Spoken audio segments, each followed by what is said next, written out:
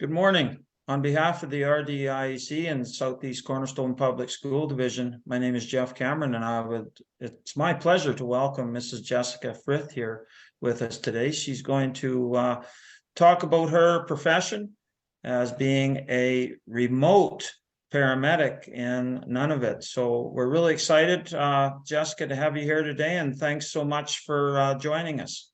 Yes, thank you for having me. We'll just let you take it away with your slides. Okay. I just can't wait. Okay. So today I'm here to talk about my career as an advanced care paramedic, where I am now working full time in Nunavut, as Jeff mentioned. I've been doing this for about a year and a half. As you can see, I have made it to the Arctic Circle. And just a little brief on the photo. Can you guys see my mouse when I move it on the screen? No? Okay. Oh, yeah, Well, there is a mouse. Yes, there is. okay. Sorry. Yeah. So if you follow the mouse where it is right now, this is Mount Odin that I'm pointing at.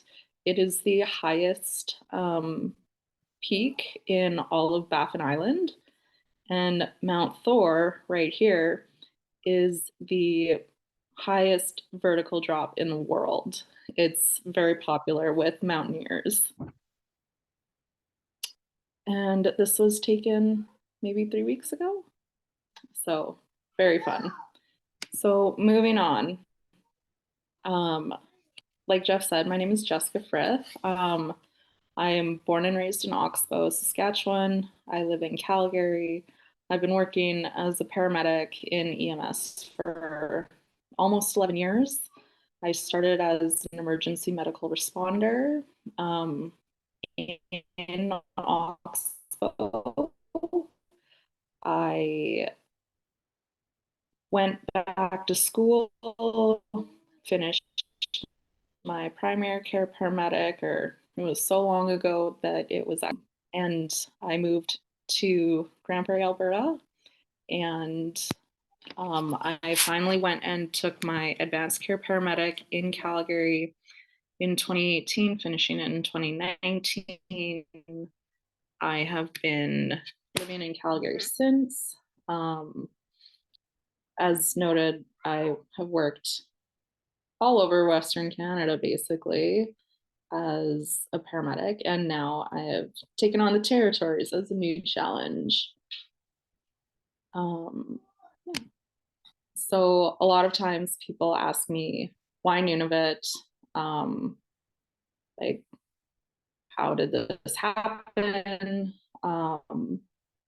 When the school I chose had an interview process, and in it I talked about how working in community paramedicine and in a clinical setting had always been a goal of mine. I always thought it would be like in northern Alberta, never this far north, but it's always been a goal. So after working on the ground ambulance for almost 10 years, and the last two and a half years of that working in downtown Calgary specifically, and then the pandemic in Calgary, I needed a change. Working on the ambulances, as it's very well broadcast in the news, is not the most desirable right now. It's a great job still. I work when I'm home from Nunavut on the ambulances, but there's a lot of challenges right now politically and with staffing resources, as there is kind of all over in healthcare in Canada. So I got started in Nunavut by basically word of mouth. Nunavut has a pretty bad nursing shortage that's been going on longer than elsewhere because basically geographics. Because of it and the advancement of paramedicine as a career, and as a profession has seen a lot more advanced care paramedics specifically working in health centers, emergency departments, clinics, really across the country. It's been happening in Alberta, goodness, as long as I've been doing this. It's becoming more common as time goes on, really. A lot of the people I work with are from all over the country, and a lot of them do still have clinical like setting backgrounds, like in Nova Scotia, working in emergency departments, Alberta, that kind of stuff. Yeah, so I heard about this opportunity from a friend who's also a paramedic who heard about it through their friend. And I was ready for the adventure. And Nunavut is a place that was never on my bucket list. And I'm sure it's not on many people's bucket list. It's so foreign and unknown to the rest of really like the world. So I really couldn't pass on the opportunity to work in a place that is so foreign to so many people. Yeah. And a lot of times when people ask me about my job, they're like, do you work on the ambulance? Like, do you just pick people up and take them to the hospital? No. There's only one ambulance service that I'm aware of and checking. It's the only one I can find. It's operated by the fire department in Iqaluit. As you can see, I took a picture of one at the airport in Iqaluit. Nunavut doesn't have 911 services. I've never tried calling 911 from there, so I don't know where it goes. But all of the health centers, police, fire departments, they all have their designated numbers in each community.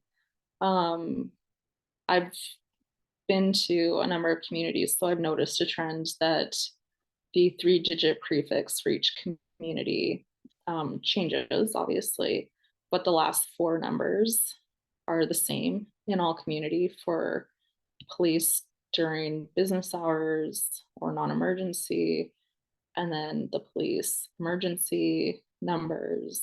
Health center numbers do change, which makes it a bit tricky.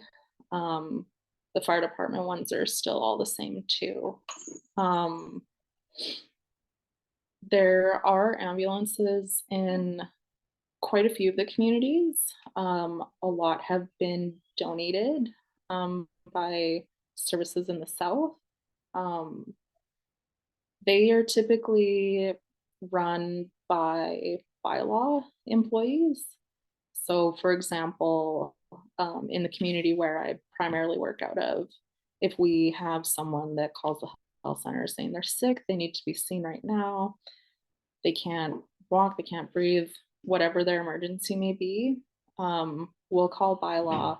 They'll go pick up the ambulance, go pick them up, bring them in on a stretcher. Or if we have a medevac going out, they will pick up the flight crew in the ambulance and then take everybody back out to the airport in the ambulance. Yeah.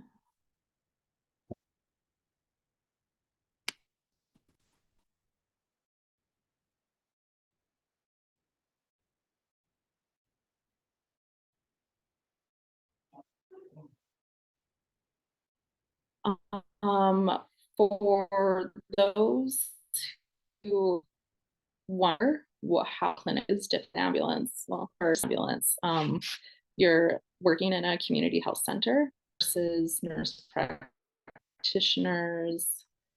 Sometimes the odd physician is in the building, but almost exclusively you're on your own with nurses. It makes for a very interesting setup. As an advanced care paramedic and Nunavut having no college or registration for licensing, that kind of stuff. There is a lot of gray area that they've tried to reduce by making their own policies, and we still adhere to our national scope of practice, which is how generally everybody as a paramedic now is licensed. You write a exam that is, as I understand, standardized. This is all after I got licensed, so it's a little bit trickier for me to understand because apparently I'm old now. So everyone has their own role and their own scope of practice, but you work together as a team, and it's been some of the best work that I've been a part of. Everyone has their own niche specialty, things that they're good at. If you find yourself weaker at some aspects of the job. So, for example, there are some nurses that I've worked with who are unfamiliar with ECGs, electrocardiograms, the heart tracings, and how to read them and interpret them. They'll ask for us, the paramedics, help in interpreting, as well as placements, some medications, airway management.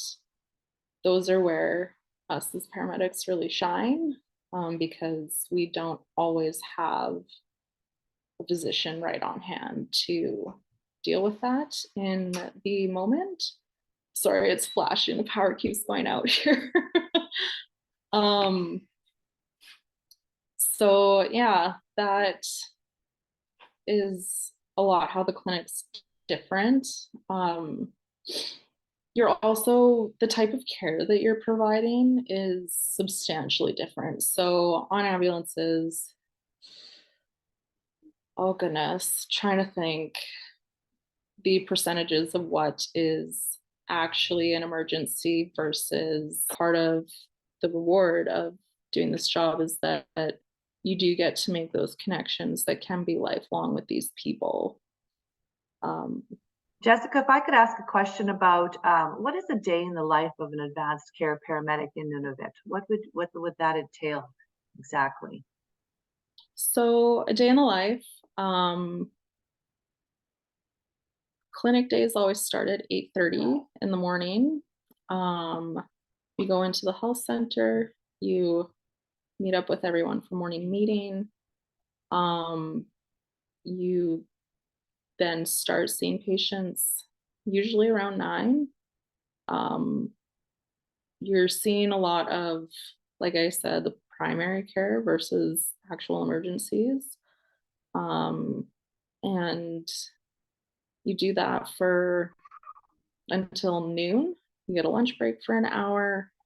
Then you go back for the afternoon, and the clinic ends at 5. My employer has us working 12-hour days, so generally I'm there until 8:30 p.m. Sometimes I get to sneak away early. Sometimes I get stuck staying late or get called back in. It is a lot of hard work. I'm working on average 80 hours a week. But I can't say enough how rewarding it's been as a career choice. The amount clinically that I've learned, the people, everything, it's so worth it. So if people are Jessica, needing your services, then they would just walk in. It's like a walk-in clinic, basically is what you're saying. So you'd be covering everything from injuries to I'm not sure what would be some of the things that you would kind of cover. Um, a lot of earaches. There's general prescription questions, like you said, injuries, if people are sick, if they have questions, it's basically like a doctor's office. So any reason that you would go for a regular appointment, you would come in and see us for.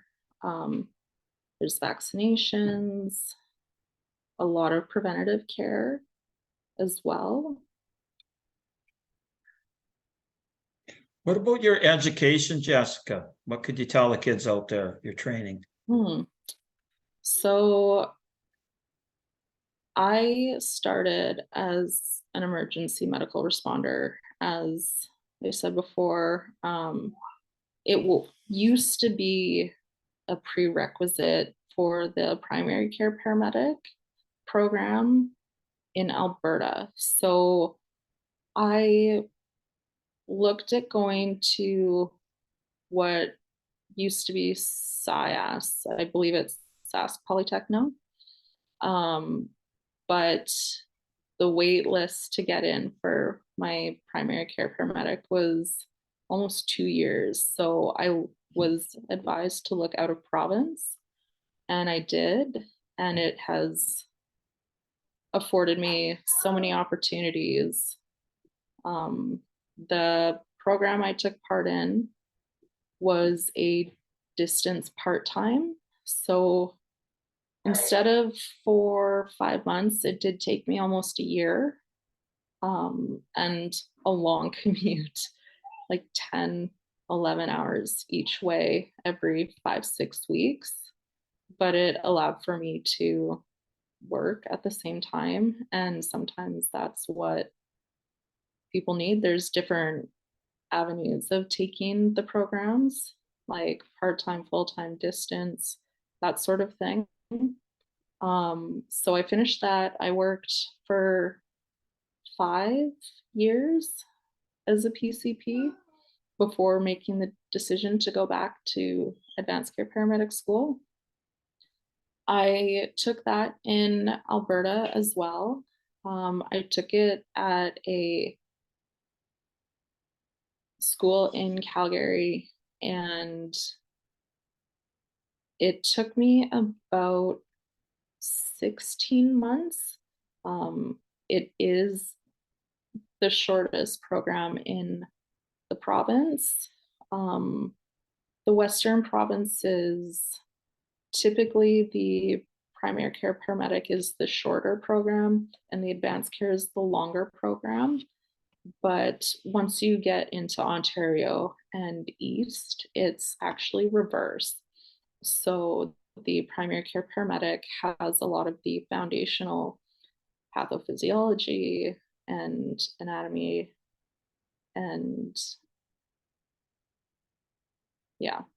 What would And be some major challenges, stressors that would stress you out about your job? easily the distance between everything. So everything in Nunavut is fly in only all year round. There's no roads to go community to community. There's hardly ever a physician in the community when you're there. There's the odd community where there are some that will go for a few months at a time, but generally that's not the case. You have a 2 to 5 day visit every 4 to 8 weeks. So when someone is sick and needs more definitive care, like the amount that we can do in community is very limited. as far as blood work goes, almost none of it is able to be done there. It has to be sent out by plane.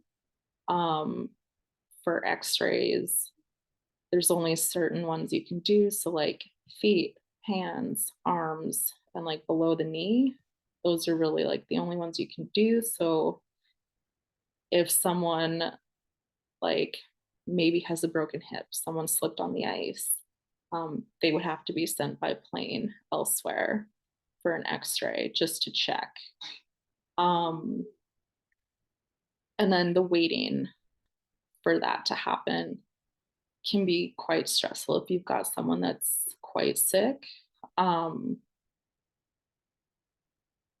The commercial flight from where I primarily work out of to Iqaluit is about 45 minutes. But the commercial flights have generally a lot more leeway in what they can fly in when it comes to like winds and weather. The medevac planes are a lot smaller. If it's windy, they'll get tossed around. It's just not as safe for them. So their threshold for saying, no, we can't fly is a lot lower. This has made it so that generally 45-minute flight, it's taken over 2 days to get a plane to come in. And then there's the limited resources and so many different communities needing medevacs as well. So it can be pretty stressful if you've got someone that's needing to get out, you know that they're quite ill or injured and they need to get to a center where there's surgeons and more doctors. Jessica, can someone working as an advanced care paramedic, would you say can you make a fairly comfortable living if you don't mind sharing it with us, please? Yeah. In fact, on ground ambulance, you can make a very comfortable living.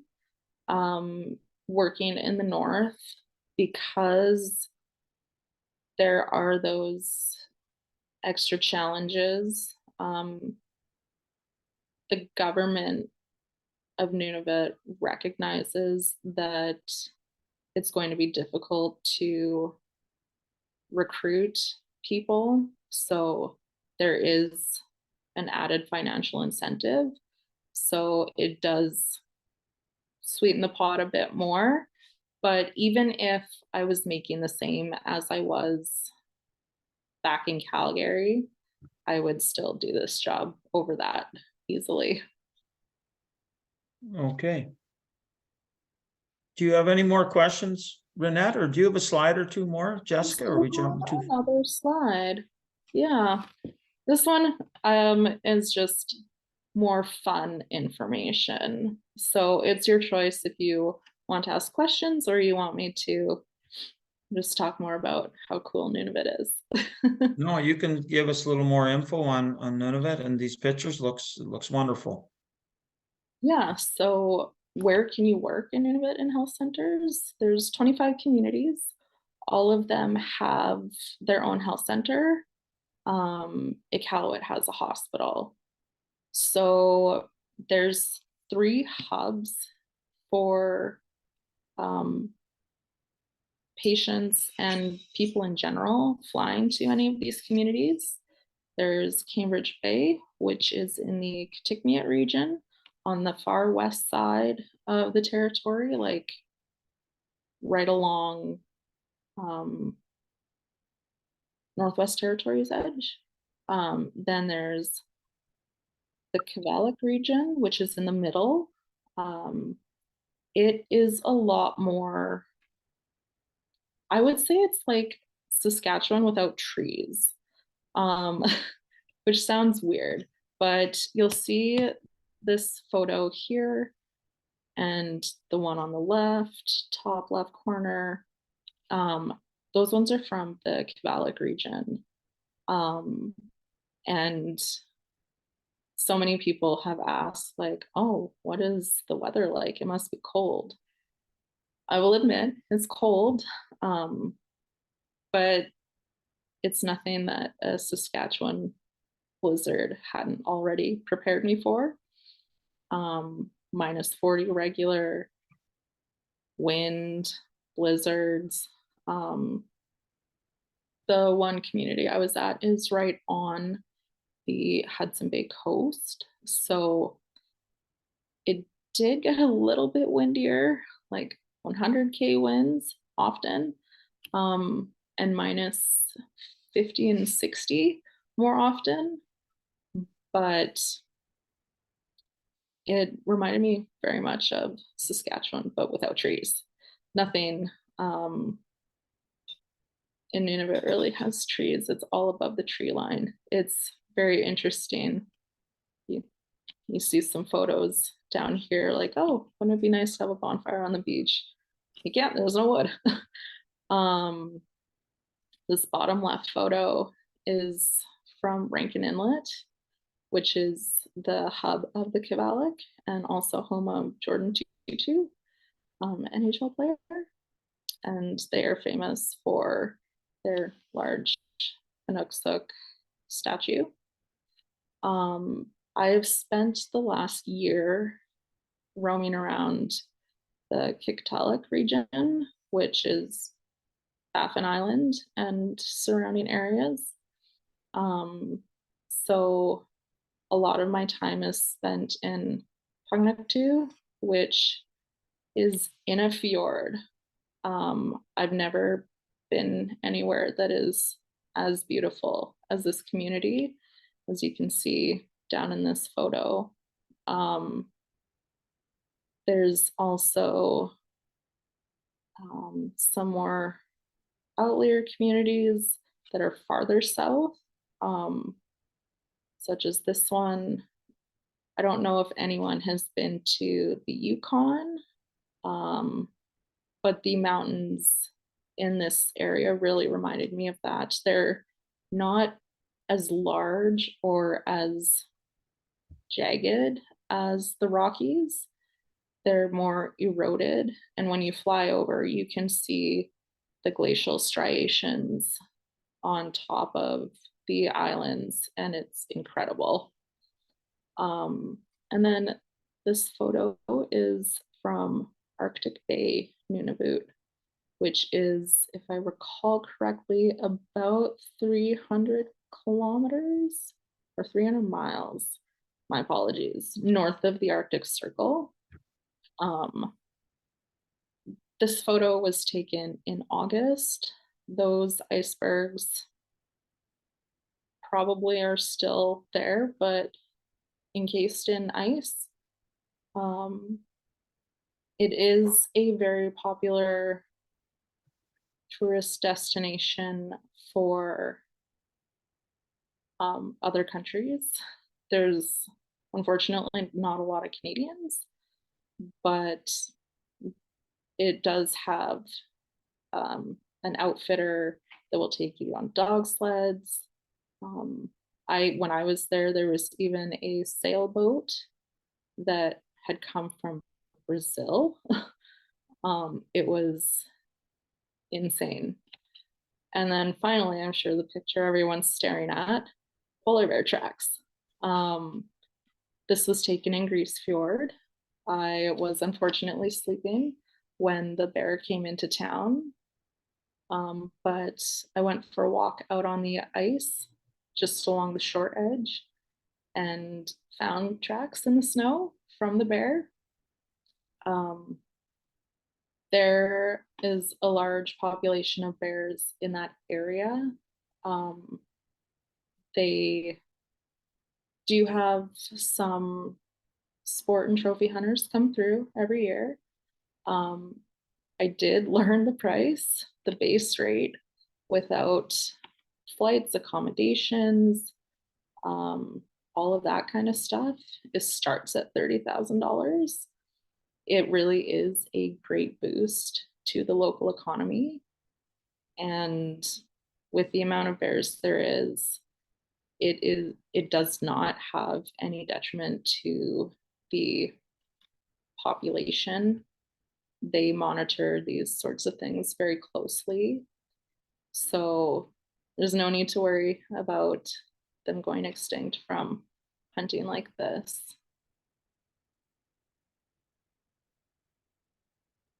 I was just Google mapping Nunavut on my phone just and kind of looking at all the places that you just talked about, and I didn't realize that Nunavut expanded, well, it was such, well, obviously it's such a large area, but even some of the places that you were talking about, that is so cool. And I know students are going to be very interested in, you know, also doing the same thing just to see where, you know, the, is it the Gris Fjord? Is that how you pronounce it? Gris Fjord? Yeah, Gris The Fjord. location of it, Rankin.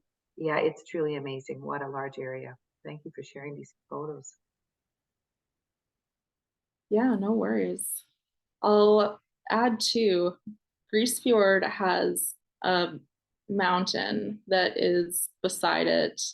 They call it the Greenlander because on a very clear day, when you are at the top of it, you can see Greenland from it. And Greenland's about 350 kilometers away from the town site. It's absolutely incredible. I heard stories from one of the workers from the health center who told me about how in their childhood they used to go by dog team to Greenland for months at a time in their childhood. It is such a magical place that half of the stuff you hear, it's unbelievable how the Inuit live, the culture. I can't say enough good things about this job in this environment. Would absolutely recommend to anybody. So I guess that's my last question, Jessica, and then I'm going to let Jeff finish off here. Obviously, students are always wondering what's the job prospect, and I think you've addressed that a few times, that there is a shortage of nurses. And but if anybody wants to live in a culture, in a climate like Nunavut, you would totally recommend this. Obviously, there is job prospects Yes. for interested students. Yeah, definitely. There are a few things that make it difficult, such as like you can't live there. The housing crisis, as bad as it is down here, it's infinitely worse up north. It has severe effects on health, such as there's tuberculosis outbreaks because of it. There's just not enough space for people. The cost of living is astronomical compared to down here. Everything is between 3 and 4 times the price. In Arctic Bay, actually, it was before the sea lift came. So the sea lift is the giant cargo ships that bring goods and supplies up when there's no or minimal sea ice. That would save from the airfare costs. And there was a 12-pack of pop for $76.99.